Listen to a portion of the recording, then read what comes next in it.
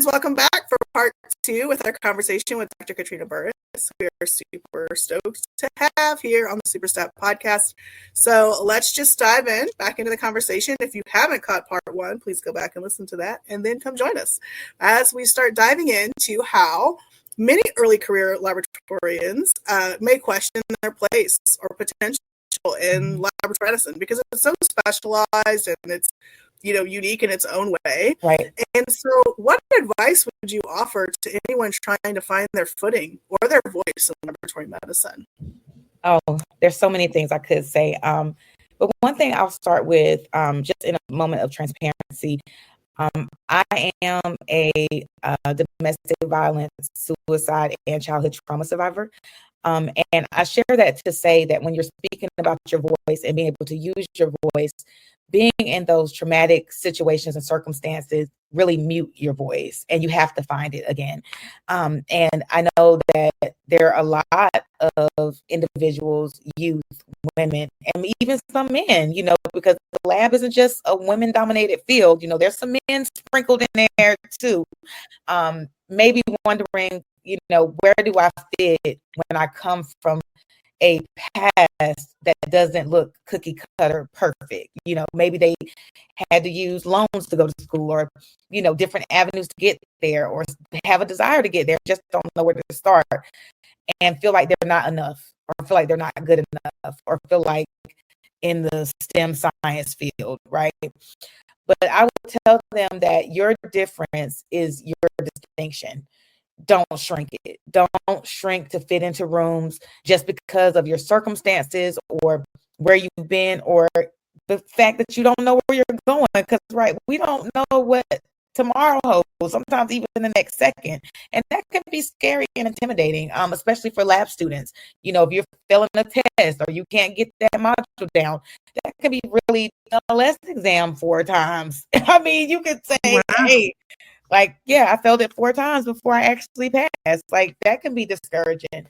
So I would say to always be teachable, never lose your authenticity, build relationships, don't be afraid to ask questions, and always, again, here's that word, seek mentors who will challenge and champion you. Most importantly, understand that you belong here. No matter what you've been through, no matter where you've come from, no matter the challenges you may be having right now, whether it's studying in lab school or studying for that lab exam, you belong in this space. You're not filling a quota. You're filling a gap that your brilliance was really designed to close. And once you tap into that, the sky is the limit, period. That's it. What are they saying now? What's this? Is that what it is? I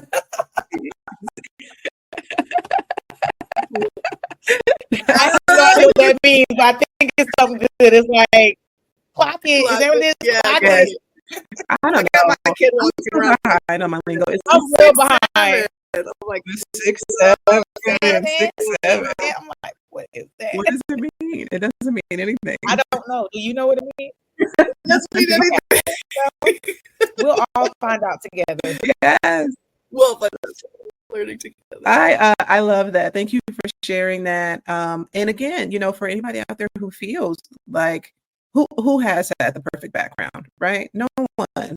Everyone has had something that they wish they could change about their background, but you are who you are, and you're where you are now for a reason. Absolutely. And so I love that. You have to just own it.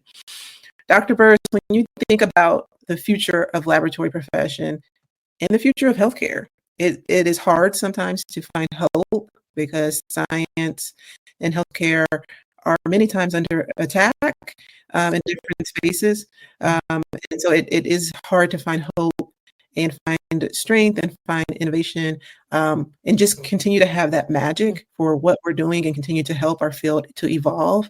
But when you think about the future, and I know that you are particularly spiritual and magical in your vision and hopeful in the way you look at the future and your perspectives and your outlooks, especially when it comes to representation and collaboration and innovation. What is your hope for the future of our profession?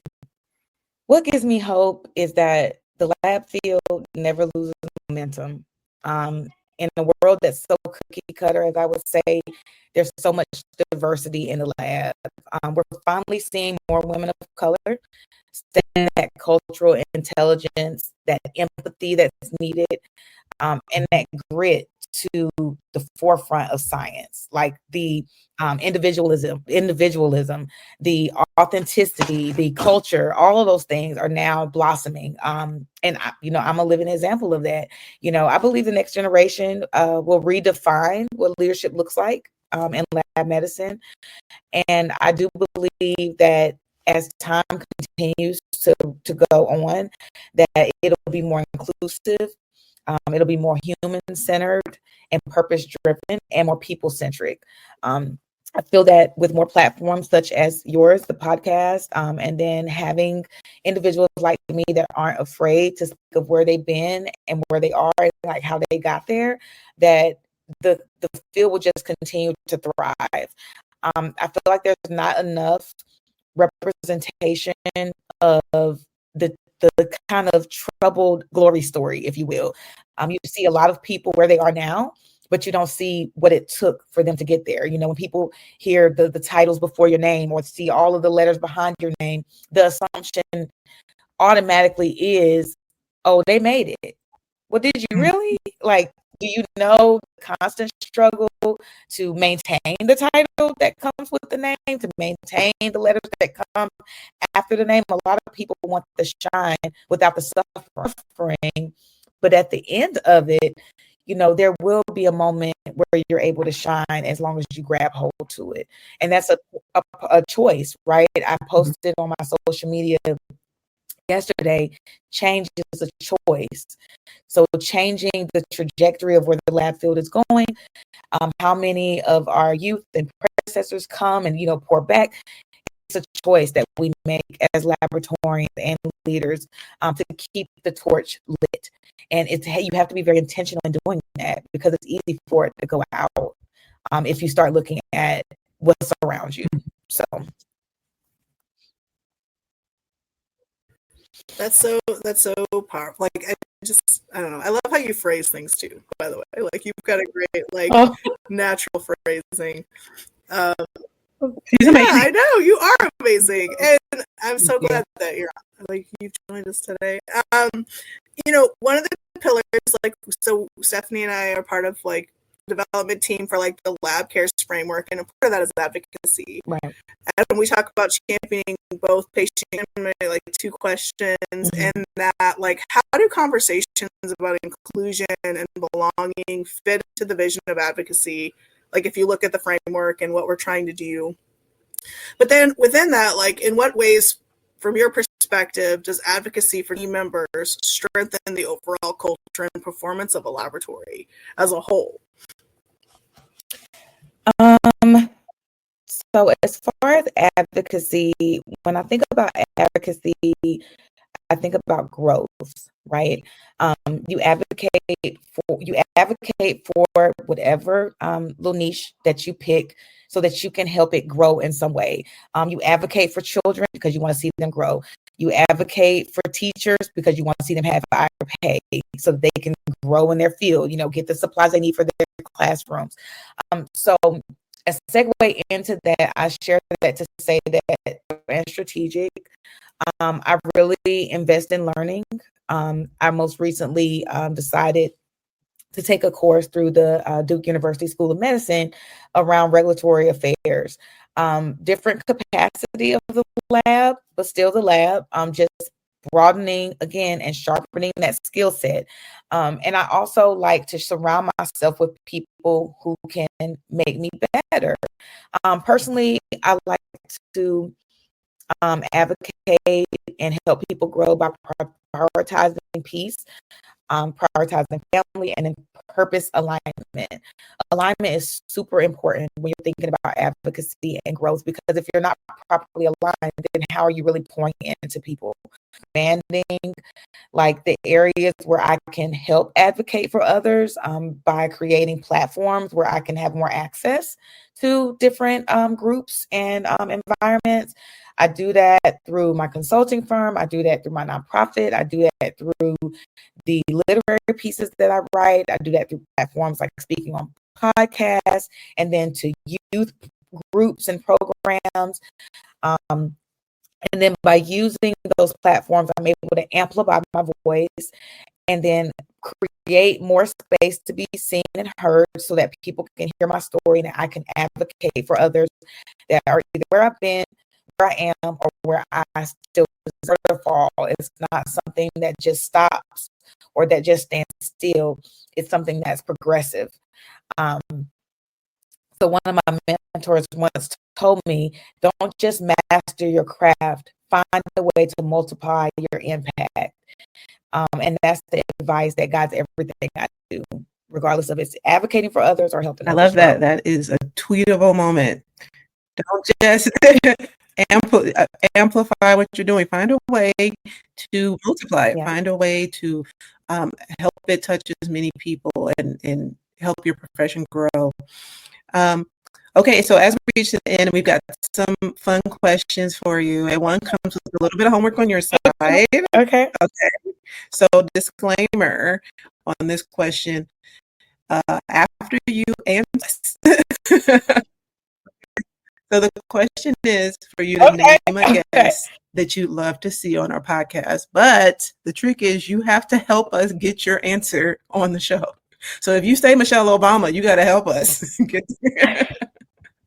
Okay. Who would I love to see on the show? As someone that wants to be more involved in laboratory groups and like committees, I would love to see Nancy Stratton of COLA on SUPERSTAT. I would love to see her, hear her perspective off the stage, just a more personal perspective to find out how she, aspired to be. So I would love to see her on the show, actually. Okay, Nancy, Dr. Burrus and I and Dr. Nelson are coming for you. Yeah, okay, so within that same kind of vein, what's a question that you wish we would have asked you? Wait. Okay.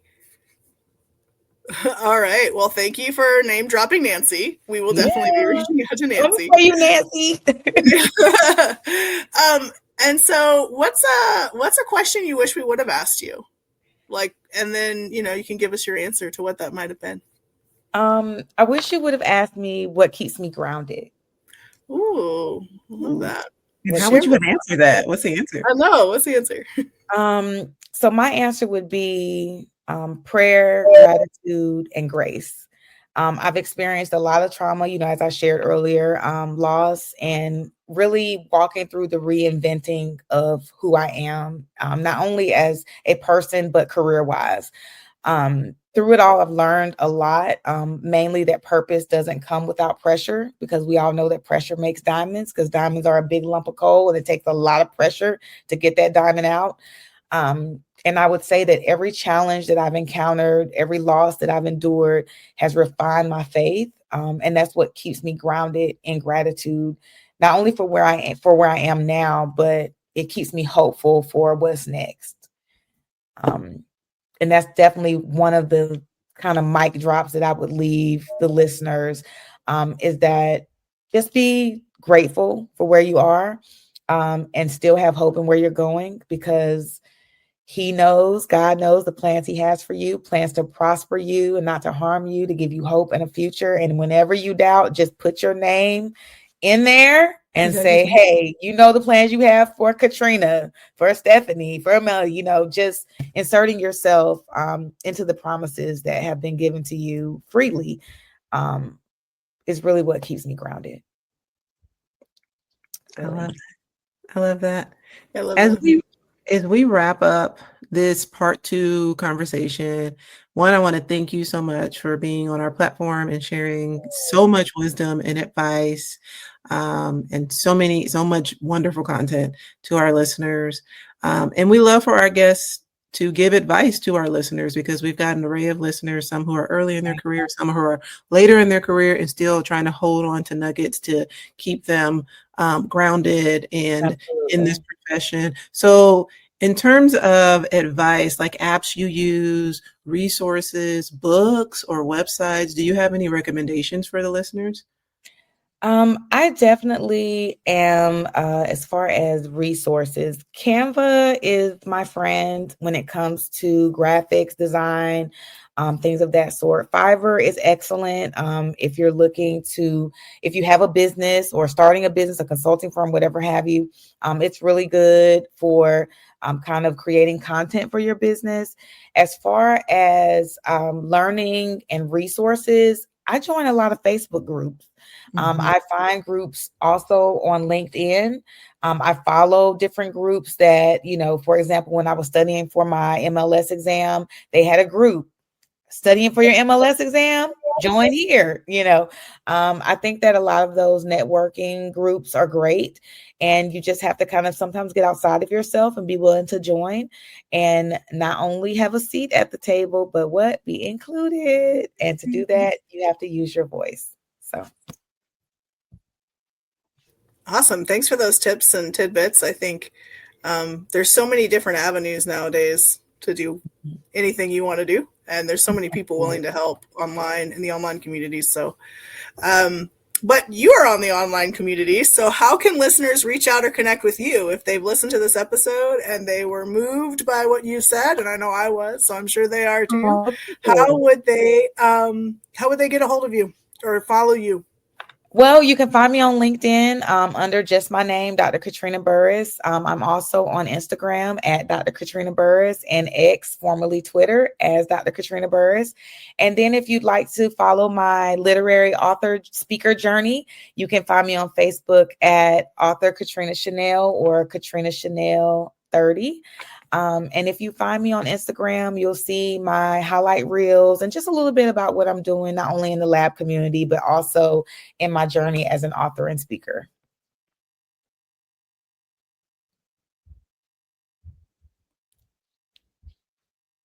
Okay, well, that's awesome. I don't know if do you have any more questions, Stephanie? I don't have any more questions. You have taken my breath away. I know. Thank you.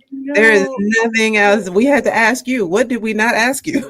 I know. I think we covered it all. I just hope that this episode empowers the listeners.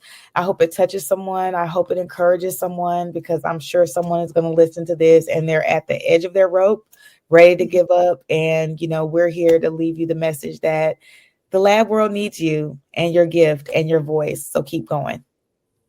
That is a perfect way to close out this conversation. I don't even need to say anything else. So thank you guys for tuning in and listening. Thank you, Dr. Katrina Burrus, for being here. We have truly appreciated you and your time.